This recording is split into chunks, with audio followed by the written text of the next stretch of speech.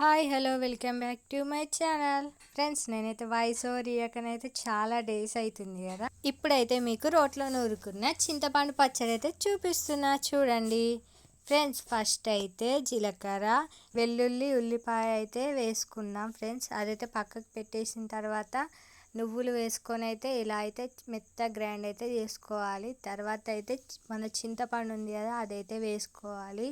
కొత్తిమీర కూడా వేసుకొని అయితే మెత్తనైతే గ్రైండ్ అయితే వేసుకోవాలి ఫ్రెండ్స్. దానికి తగినంత ఉప్పు, కారం అయితే మనమైతే వేసుకోవాలి. ఫస్ట్ నూరు పెట్టుకున్న పేస్ట్ కూడా దీనిలోనైతే వేసుకోవాలి ఫ్రెండ్స్. ఇది ఫీవర్ వచ్చిన వాళ్ళకైతే నోరైతే చాలా టేస్టీగా ఉంటుంది.